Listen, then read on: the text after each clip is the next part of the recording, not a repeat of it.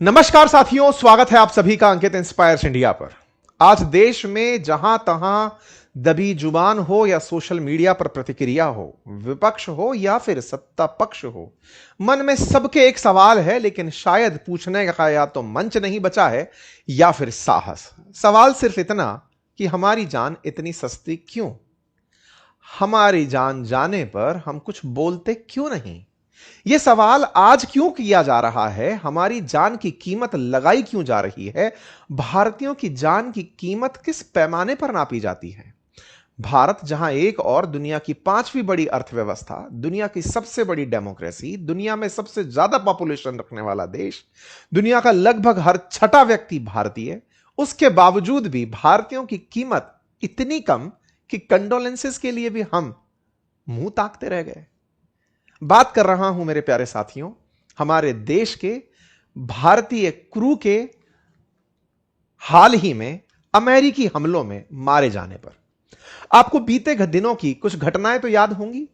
बीते 4 दिनों में 3 भारतीय जहाज कहना यही संदिग्ध है। मैंने पहले भी आपसे कहा कि यह शब्द भारतीय जहाज अगर मैं बोलता हूं तो पकड़ लिया जाऊंगा कि झूठ बोले तुम। नहीं बोलता, चलो सच बोलता हूं। मैरीवैक्स, सैटबेलो, जलवीर। पता है ये कौन से जहाज थे? आओ मंत्री जी का बयान पढ़ते हैं। मंत्री जी लिखते हैं कि ये जो जहाज हैं, ये पलाऊ फ्लैग्ड एमटी सैटबेलो नाम का जहाज था। एमटी सैटबेलो, जिसमें 3 भारतीयों की मौत हो गई। सर्बानंद सोनेवाला जी केंद्रीय मंत्री हैं, आपने पलाऊ फ्लैग्ड। मैं पहले ही बताता हूं एक बड़ी इंटरेस्टिंग बात, ताकि आप ये समझें कि ओ माय गॉड, हमारा नहीं था जहाज, हमारा नहीं था, फूक गया, हमें क्या लेना देना। वाओ, भारतीय थे उसमें। सो क्या हो गया सर? ऐसे तो दुनिया में कहीं भी युद्ध होगा, कहीं भी भारतीय मर जाएगा, सरकार आंसरेबल हो जाएगी क्या? रुकिए, आप 140 करोड़ के देश हैं, हो तो क्या हो गया, हो क्या गया, मैं वो बताता हूं आपको। पता है जिस नाम को इतना बढ़ा चढ़ाकर यहां लिखा जा रहा है पलाऊ, मैं गारंटी देता हूं आप में से अधिकांश लोगों ने इस घटना से पहले इस देश को नक्शे में भी नहीं ढूंढा था। नक्शे में आज मैं आपको ढूंढवाऊंगा, देखकर आश्चर्य करेंगे। आइलैंड से बना हुआ एक देश है जिसे आप और हम जब आप मैप तलाशते हैं ढूंढ नहीं पाते। मैप पर दुनिया के देश नाम तक मेंशन नहीं करते। हद जानकर आश्चर्य करेंगे आबादी सुनकर। 17,500 आबादी है। 17,500 आबादी तो हम राउंड फिगर में भूल जाते हैं। आपके दिमाग में एक बहुत बड़ी बत्ती जलनी चाहिए। 17,500 की आबादी वाला एक देश, उसके नाम पर चल रहा जहाज, ये हो क्या रहा है? इसी को फर्जीवाड़ा कहते हैं। और ये फर्जीवाड़ा होता है, अब क्या ही बोले, गंदबाजी है ये। असल में छिप करके शिकार करना कि चलो उसका नाम ले लिया, हम छिप गए। दुर्भाग्यपूर्ण है, कोई भी क्लेम लेना नहीं चाहता। ये बिल्कुल वैसे ही है जी, रजिस्ट्रेशन नंबर किसी और के नाम पर लेकर के आप अवैध काम कर रहे हैं। आज देश में जितने सख्त कानून हैं चीजों को लेकर के, अगर हमारे देश के अंदर तार टटोले जाएं, ईडी सीबीआई जो एक भी गलत एंट्री होने पर तत्काल प्रभाव से पकड़ लेती है। तुमने ये पैसा किसको दिया था, कहां से दिया था, तुम बोल कैसे गए, आओ इधर।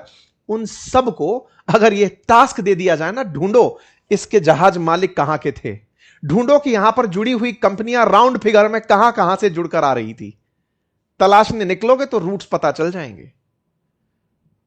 दुनिया में सबसे अधिक लोगों में जो सी पर चल रहे हैं, मर्चेंट नेवी के हमारे मरीन्स हैं, वो भारतीय हैं। और उन भारतीय क्रू को ले जा रहे जहाजों पर यह हमला, और उनमें सबसे बड़ी बात, अमेरिका ने बकायदा इसका वीडियो जारी किया।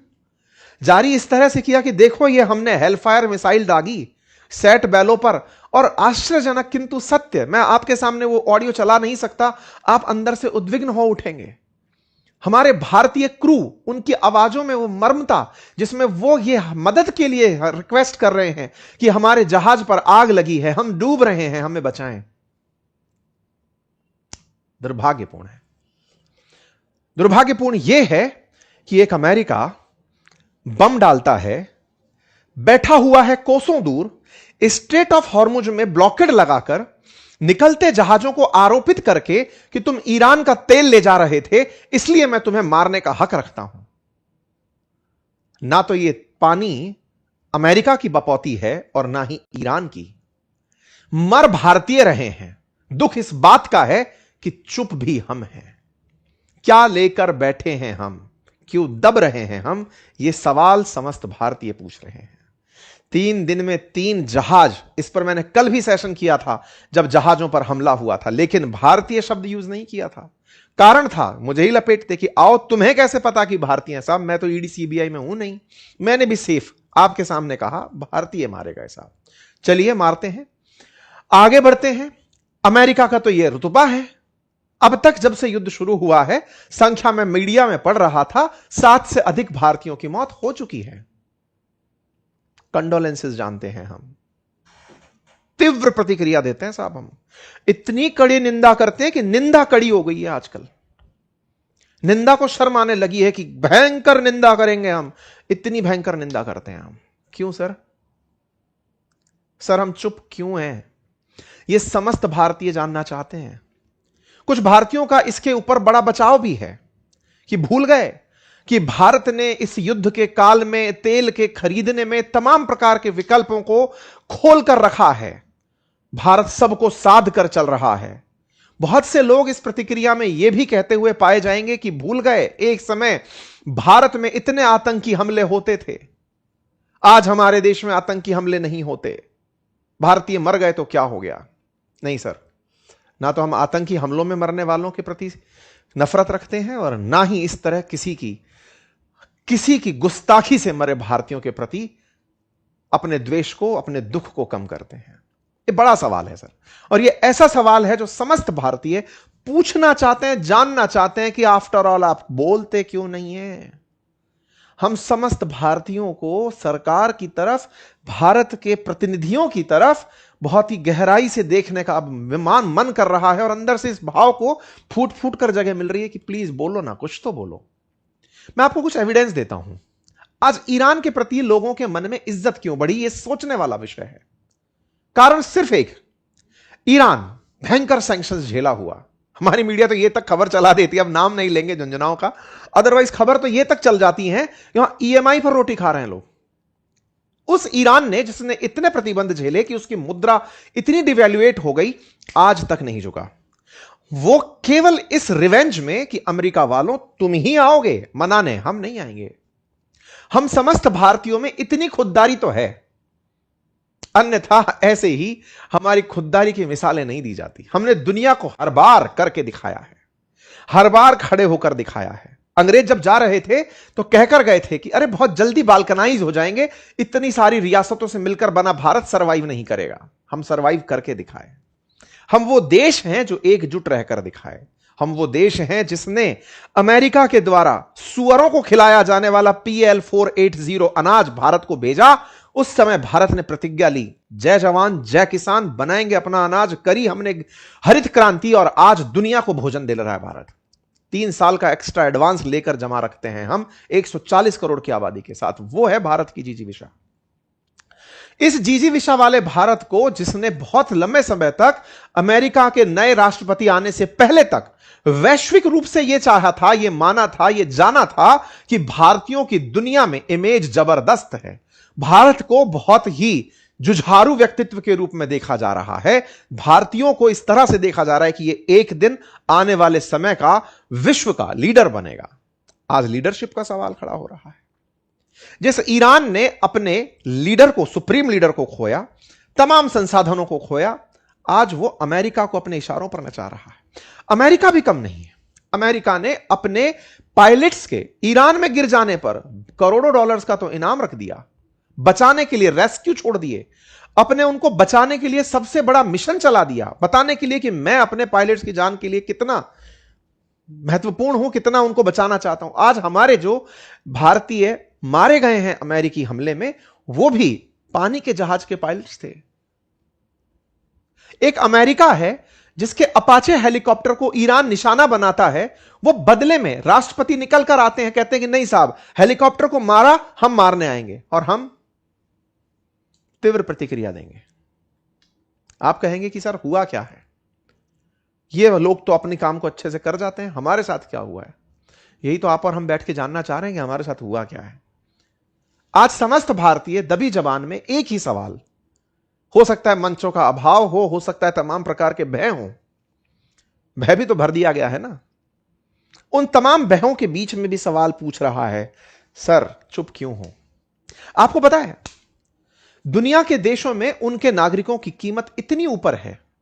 इंटरेस्टिंग फैक्ट है, जब अमेरिका आ रहा था ईरान पर हमला करने के लिए, तो स्पेन जैसा देश जिन्हें पिग्स कंट्री काउंट किया जाता था, मतलब समझिएगा आप, ये यूरोप के कुछ ऐसे देश हैं जिसमें ग्रीस भी है, स्पेन भी है, पुर्तगाल भी है, ये वो देश हैं जिनके पास कर्ज बहुत ज्यादा बढ़ गया था। इनके यहां पर कर्ज के चलते इन्हें यूरोप के अंदर पिग्स कंट्री कंसीडर किया जाता था। जैसे नॉर्थ इंडिया के अंदर, उत्तर भारत के अंदर बीमारू राज्य कहते थे ना, TFR की बढ़ी हुई नंबर के ऊपर, ऐसे इन पिग्स कंट्रीज में से एक देश स्पेन ने अमेरिका को मना कर दिया कि मैं अपनी जमीन का इस्तेमाल ईरान पर हवा हमले करने के लिए नहीं होने दूंगा। अमेरिका ने तुरंत टैरिफ ला दे, बोले लाद दे, और गरीबी में और जी लेंगे।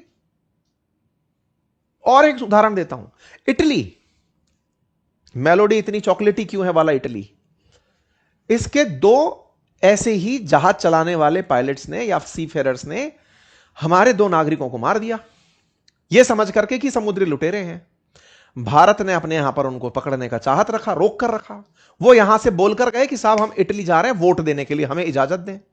आए नहीं भाई साहब, देश अटक गया इस बात पर, भारत इटली के संबंध खराब हो गए, पर वो अपने नागरिकों की जान के लिए एकदम अड़ गए कि नहीं साहब, हमारे नागरिक तो हमारे हैं। दुनिया भर के उदाहरण हैं। आज इजराइल की कहानियां सुनते हैं, मोसाद यह करता है कि अगर कोई भी इजरायली की जान चली जाए तो मारने वाले को ढूंढ ढूंढ कर मारता है। और हम, अरे छोड़ो, एक इंटरेस्टिंग चीज आप भूल रहे हैं, ये भूल रहे हैं, पन्नू भारतीय था, अमेरिकी नागरिकता लेकर अमेरिका में रहता है, आए दिन भारत को थ्रेट देता है। अगर हम अमेरिका हुए होते तो इसको कानूनी रूप से घुसकर मार रहे होते तो भी तारीफ हो रही होती।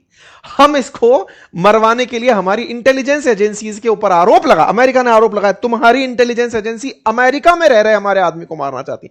एक हमारे भारतीय अधिकारी का नाम ले दिया गया बकायदा कि साहब इन्होंने मारने की हिमाकत की। भारत को बकायदा अमेरिकी अधिकारी, अमेरिकी NSA, जैक सुलिवान जैसे लोग आकर के कह के जा रहे हैं ये तो गलत कर रहे हो आप लोग, हमें अंतरराष्ट्रीय रूप पर इस तरह से ट्रीट किया जा रहा है कि तुम्हारी इतनी हिम्मत। आप पूछेंगे कि क्या हमें अचानक आत्मसात हुआ है क्या कि हमारी बहुत ज्यादा बेइज्जती हो गई है?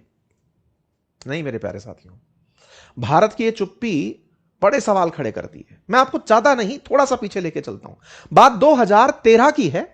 भारत की एक IFS अधिकारी, विदेश सेवा की अधिकारी थी, देवयानी खोबरगाड़े। ये अमेरिका में पोस्टेड थी। इनके साथ में ये एक मेड लेकर गई, कर्मचारी लेकर गई। उसकी तनख्वाह जितनी कमिट करके गई उतनी नहीं दी बताई, उसने केस कर दिया। अमेरिका की फोर्सेस ने, पुलिस ने पकड़कर देवयानी को जेल में डाल दिया और एक वियना कन्वेंशन से बंधे हुए भारतीय सेवा के अधिकारी को वहां पर आम कैदियों की तरह रखा और जांच भी, कहा जाता है कि कपड़े उतार कर जांच की गई। इस बात का देवयानी ने जब विरोध किया, भारत में जब विरोध हुआ, तो आपको जानकर आश्चर्य होगा, उस समय की तत्कालीन सरकार ने, मनमोहन सिंह सरकार थी, उस समय पर US एम्बेसी के बाहर से दिल्ली पुलिस की ब्लॉकेड हटा दी कि यहां से सिक्योरिटी हटाओ इन सब की। इन अमेरिकियों को दिल्ली के एम्बेसी के अंदर, दिल्ली में बैठी हुई US एम्बेसी के बाहर कोई भी सुरक्षा देने की जरूरत नहीं। सदन में बहस चली इस बात के ऊपर। अमेरिकी अधिकारियों को भारत के अंदर समकक्ष अधिकारियों से बात करके माफी मांगनी पड़ी कि साहब गलती हो गई। बाकायदा हेडलाइन बनी थी, स्ट्रिप सर्च। भारत के अधिकारी को इतना जब ह्यूमिलिएट किया गया था, भारत के अंदर प्रोटेस्ट शुरू हो गए थे। बराक ओबामा का शासन था, उनका मानना था हमें तो पता ही नहीं था इतनी बड़ी घटना हो जाएगी। भारत की प्रतिक्रिया, यह केवल एक बार का मौका नहीं है, आप थोड़ा और पीछे चलिए। भारत ने वो सब, देवयानी खोरबंदे तो बहुत बड़ा मामला रहा, और थोड़ा अगर हम पीछे चलें, उसके बाद में आप निकलते हुए पहुंचेंगे तो आपको पता चलता है अटल जी का टाइम भी पता चलता है, आऊंगा मैं उस पर। लेकिन यह महाशय 2026 में हम पर टैरिफ ला दे, हम चुप थे। हमको हेल होल बोले, हम चुप थे। पाकिस्तान को विजेता घोषित किए, हम चुप थे।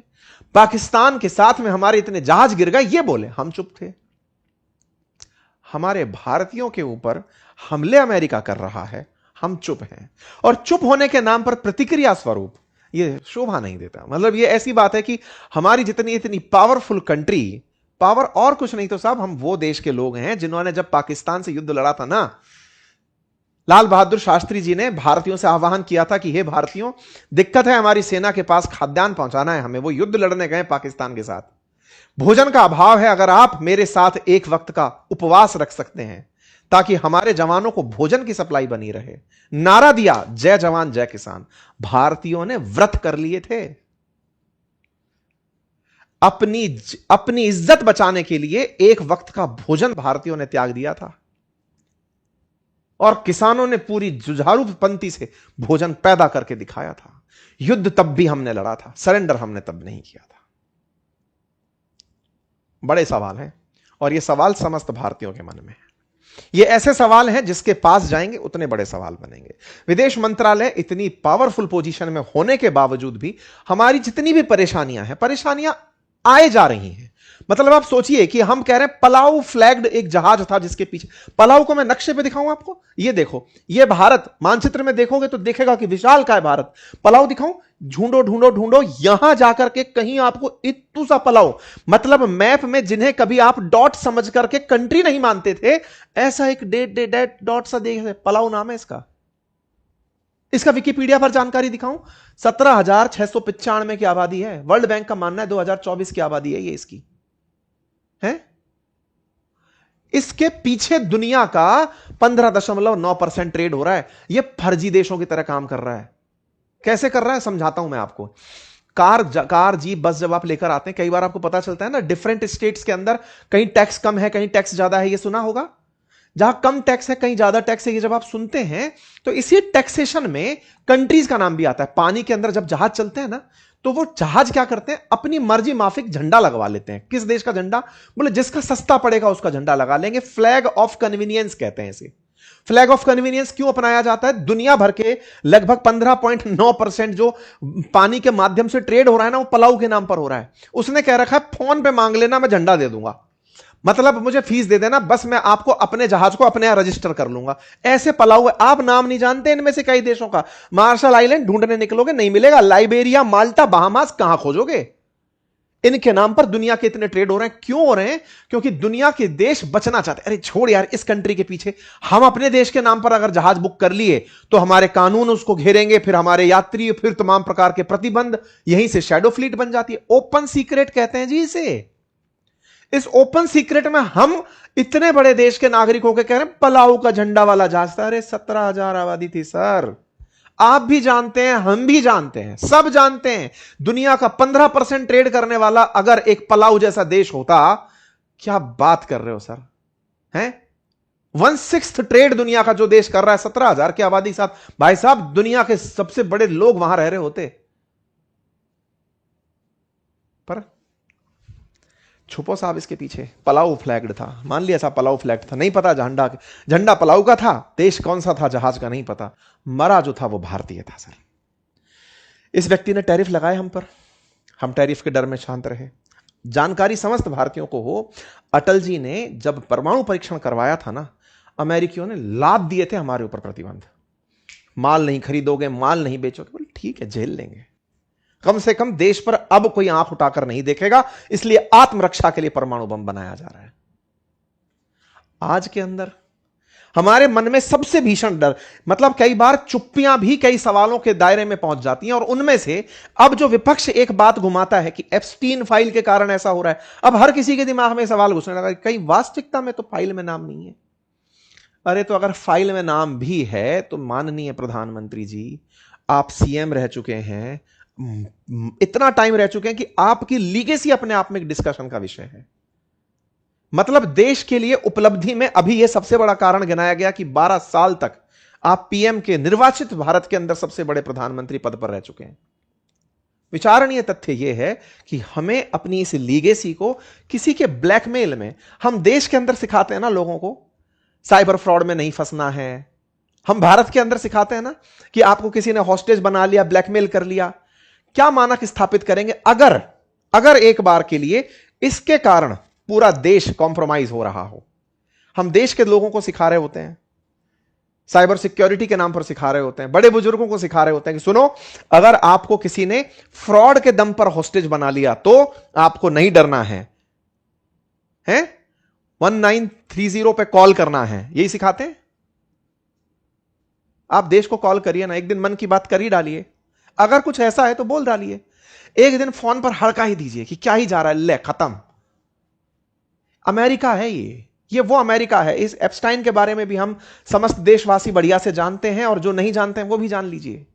ये वो अमेरिका है जिसमें अमेरिकी राष्ट्रपति के साथ पॉर्न स्टार के संबंध, ये जो ट्रंप बैठे हैं उन्होंने पॉर्न स्टार के साथ संबंधों को देखा है।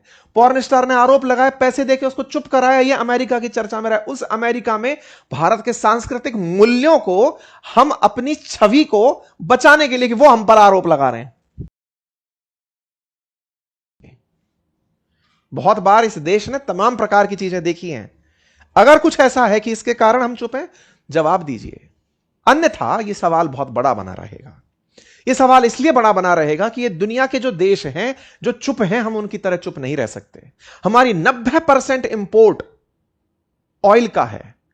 देश में लगातार पेट्रोल, डीजल, एलपीजी की कीमतें बढ़ रही हैं। आम आदमी का जीवन मुश्किल हो रहा है। भारत की इकोनॉमी गिर रही है।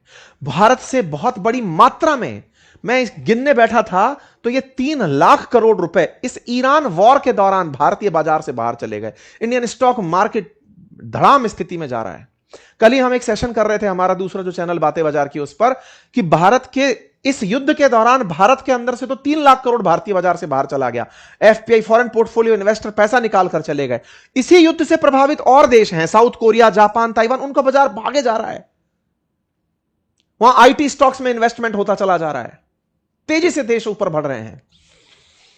हमें विचारने की आवश्यकता है। इंटरनल मैटर्स को आपने बखूबी निभा लिया। सरकार को इस बात की खूब सारी तारीफ मिले कि उन्होंने आंतरिक शांति को लेकर के बढ़िया काम कर लिया।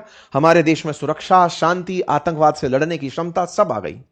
अब अंतरराष्ट्रीय मोर्चे पर भी खुलकर निकल पड़ो। सब देशवासी तैयार हैं, दबने की जरूरत नहीं है। स्थितियां बिगड़ चुकी हैं। प्रधानमंत्री मोदी, आपका वही रूप पसंद है लोगों को जब आप दहाड़ते थे दुनिया के मंचों को। आज वही समय आ चुका है। उठाइए और शुरू हो जाइए। देखा जाएगा। सब चीजों से निपटने की भारतीयों को आदत है। कोरोना से निपटे, इस ट्रंप नामक बीमारी से भी निपटेंगे। आह्वान है समस्त भारतीयों का। यदि आप सब भी इस बात से सहमत हैं, जितने भी मेरे साथी मुझे सुन रहे हैं, तो पहले तो चैनल को सब्सक्राइब करके अपनी सहानुभूति दीजिए कि सही है, कि आप इस बात पर साथ हैं देश के। वीडियो को लाइक करके बताइए कि हां, हम आपकी बात से सहमत हैं।